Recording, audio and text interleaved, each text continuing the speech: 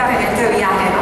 He visto caer las mentiras del exilio como enemigo de la nación, del exilio como una parte extraña del país, del exilio como una parte renegada de la identidad, para nada. Estoy confirmando que es todo lo contrario.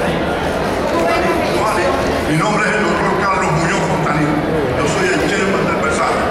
Miami, el exilio cubano, en 99.99% festeja tu llegada. Estamos junto a ti porque eres una luchadora incansable y que se está luchando y jugando del pellejo en Cuba. Te felicitamos y la peña del Versailles te invitamos a un café en el Versailles para que vayas a compartir con nosotros. Giovanni.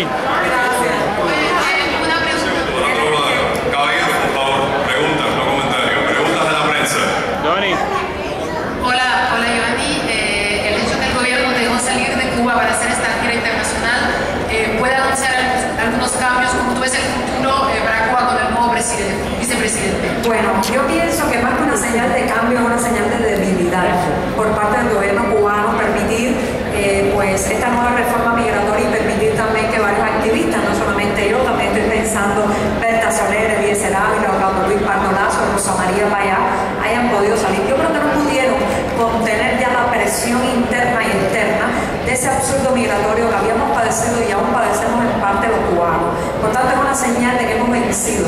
Una pequeña victoria, incompleta, no la que queríamos, pero hemos vencido.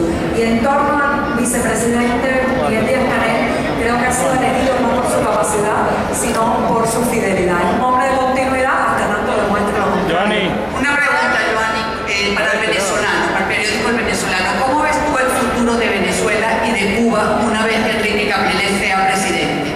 Bueno, hay que esperar. Yo pienso, todos tenemos una gran interrogante en nuestras cabezas y los ojos puestos en lo que ocurre en Venezuela la próxima semana. Creo que los cubanos de la isla se debaten entre dos sentimientos. Por un lado, están preocupados de que al cortarse el subsidio venezolano, que no es para nadie un secreto que la isla está viviendo, de lo que envía el Palacio de Miraflores, pues vuelvan los momentos más tristes del periodo especial, el colapso económico, la crisis material, el colapso del transporte. Pero por otro, la gente siente que si se corta ese subsidio, o sea, si no gana Nicolás Maduro, pues Raúl Castro va a estar obligado a abrir más y a profundizar las reformas del Ceneral, a abrir a la inversión extranjera, en fin, los dos destinos de las naciones están juntos. Giovanni. Aquí. Mi nombre es Carmen Pérez, soy representante de la comunidad dominicana. Bienvenido a Tierra de Democrática, como dicen ustedes los cubanos. Quiero saber tu opinión en torno a que todavía repercute en nuestras mentes aquel mensaje de su santidad Juan Pablo II cuando pisó tierra cubana y dijo: no tengan miedo. ¿Cuál es su mensaje a esta nueva generación relevo ante el hecho de que estamos viendo que en toda la región los líderes se están volcando hacia la ideología marxista-leninista prácticamente, por no decir comunista? Bueno, yo creo que mi mensaje sería, en primer lugar, repetir lo que dijo Juan Pablo, de no tener miedo, la parálisis, la apatía, la indiferencia social, el temor a represalias, creo que está teniendo un alto costo político en Latinoamérica. Y por otro lado, les diría a mis compatriotas de la gran nación que va desde el Río Bravo hasta la Patagonia, que no se dejen hipnotizar por supuestos mesías que creen interpretar lo que pensamos los pueblos. Los pueblos no son de ellos, son de nosotros. Por tanto, basta ya de poner nuestras naciones en manos de unos pocos, ¿no? Giovanni, ¿cómo ves la situación de la prensa en general, sobre todo en Argentina, en Ecuador, en Venezuela? La prensa, precisamente por todos estos movimientos populistas con tendencias bastante caudillistas y autoritarias, pues está siendo muy lastimada en la región latinoamericana, ¿no? Hay varias leyes que están limitando el funcionamiento de la libertad de prensa, de la prensa misma. Se está tratando de que la prensa sea un menos repetidor del poder y la prensa tiene que mantener su papel de conciencia crítica de la realidad. ¿Cuál es tu mensaje vos que has vivido esta represión? No se callen, no dejen que los amordacen. Giovanni, David Adams, de La Industria Fuentes, después de haber entrevistado varias veces en Cuba, es un gusto verte aquí. Para mí también. Fueron palabras, tu texto que traíste, fueron palabras muy bonitas, muy muy precisas. Mi pregunta es, ¿cuánto tiempo llevaste pensando en estas palabras?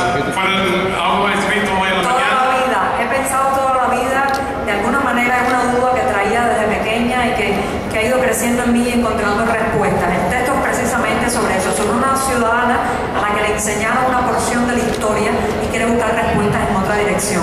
Pero ayer me senté y lo escribí de un tirón. Marilis. Joanny, gusto de saludarte nuevamente. Un placer. Nos vimos en Cuba cuando el concierto por la paz. ¿Cómo no? Y hablaste conmigo escondiéndote en el medio de la calle. Sí, esa es la forma que tengo de esconderme. He visto que eso tiene conmigo en aquel momento, hace esos años. Que Mayra Ortega ha tenido la oportunidad de concentrar aquí un sinnúmero de gente que, si conocemos el exilio por años, hemos visto, o nos podemos dar cuenta que ha habido una evolución en cuanto a sentarnos todos a escuchar. ¿Qué impresión te llevas de haber visto organizaciones, políticos, estudiantes, activistas con tendencias diferentes y a la misma vez iguales, aplaudiéndote y apoyando su mensaje? Descríbete como una mujer valiente e inteligente. Sí, sin lugar a dudas, pues me llevo un mensaje de madurez, de respeto a las diferencias, de concentrarnos en el punto que nos une, que es el cambio democrático en Cuba. Me llevo la idea de un exilio plural, democrático, inclusivo, como quisiera que fuera Cuba en el mañana.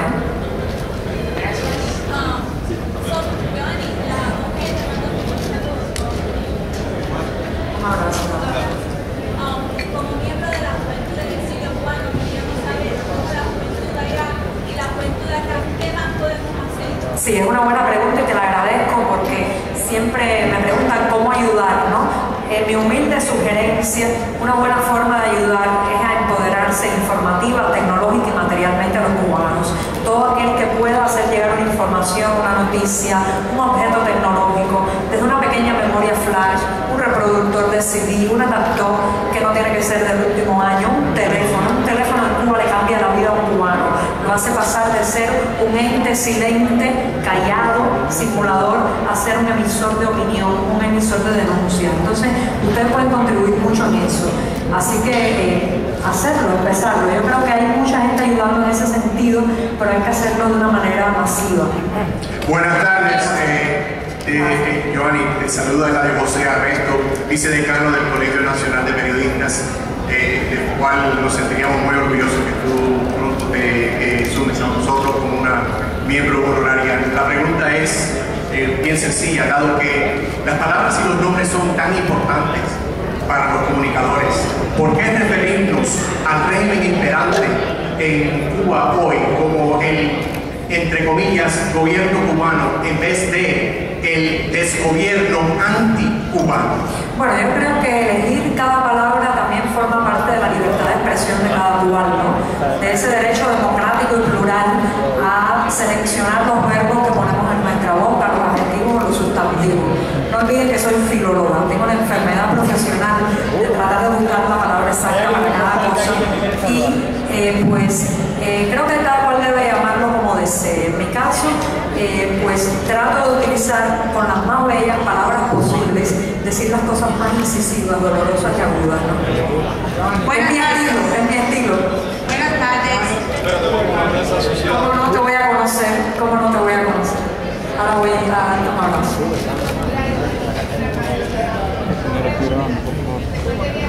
Esa foto es importante, cuando le dé el abrazo a Hugo Hermato. Esa foto es importante cuando le dé el abrazo a Hugo Hermato. Esa foto.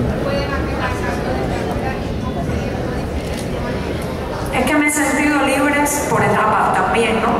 No tanto por los lugares donde estoy, sino porque yo misma he experimentado un proceso de liberación.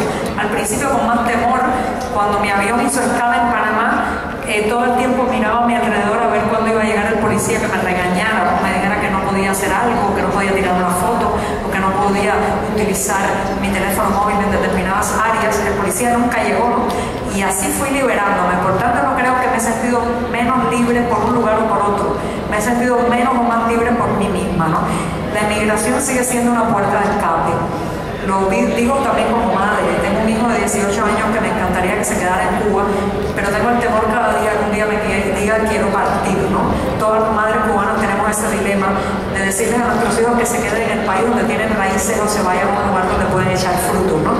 Pero desde la migración se puede hacer mucho. Ustedes están demostrando que se puede hacer mucho. Solidaridad, no perder la isla de vista, y como me gusta decirle a mis amigos, no te tomes la Coca-Cola del olvido, tómate el guarapo de la nostalgia.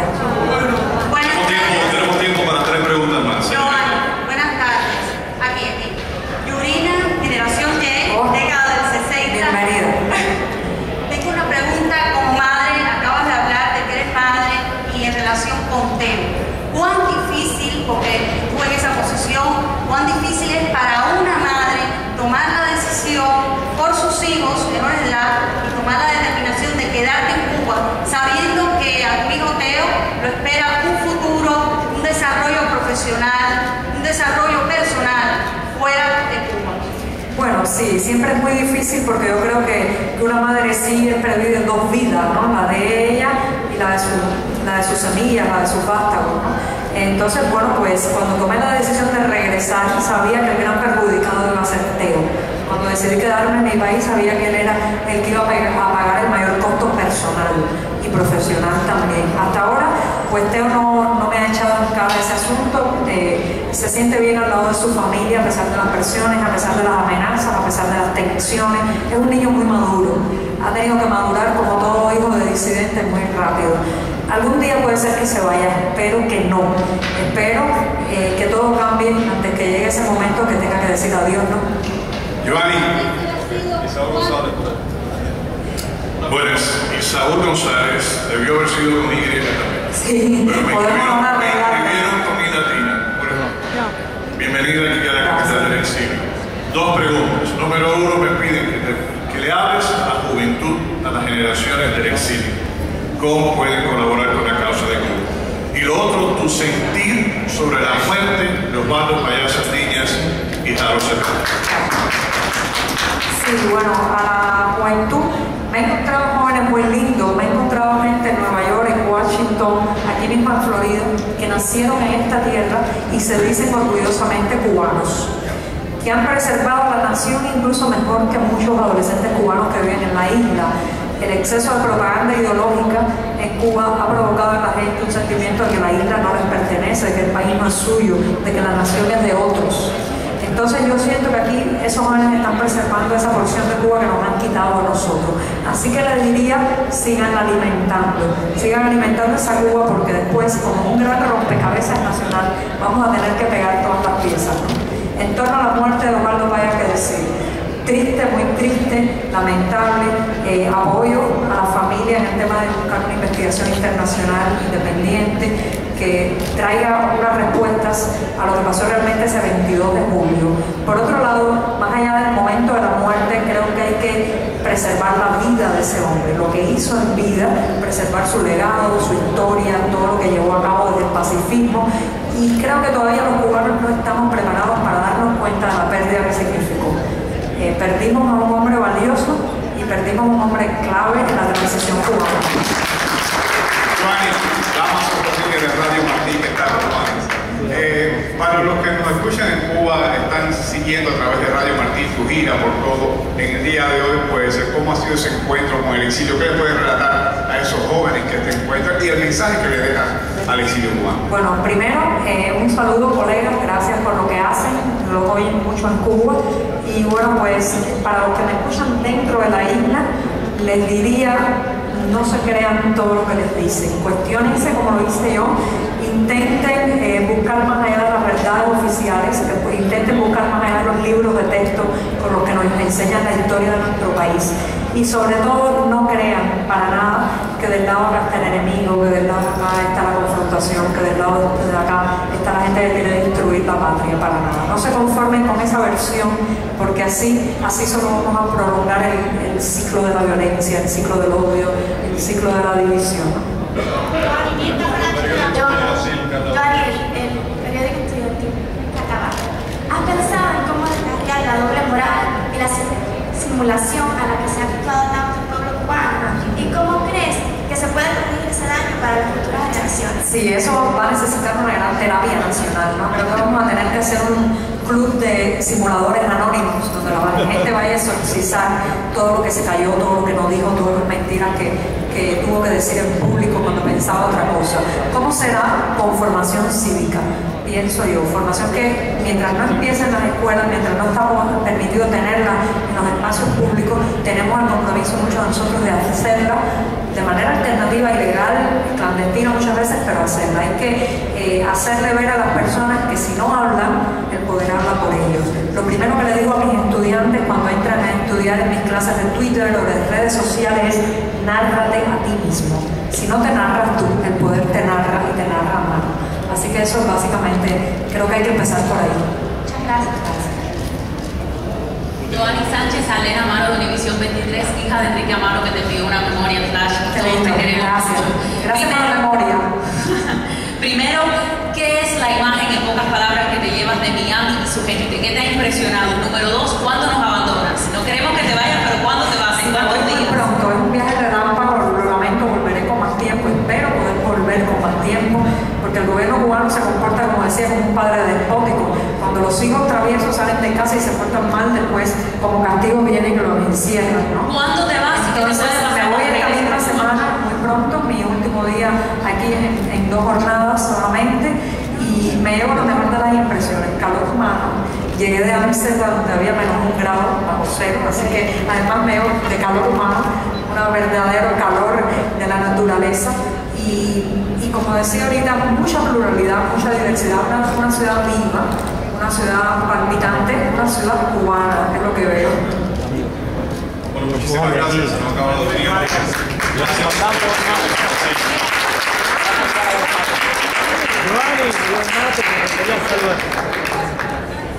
Nos vemos pronto. Voy. Gracias por todo. Mira la gobernadora Leticia.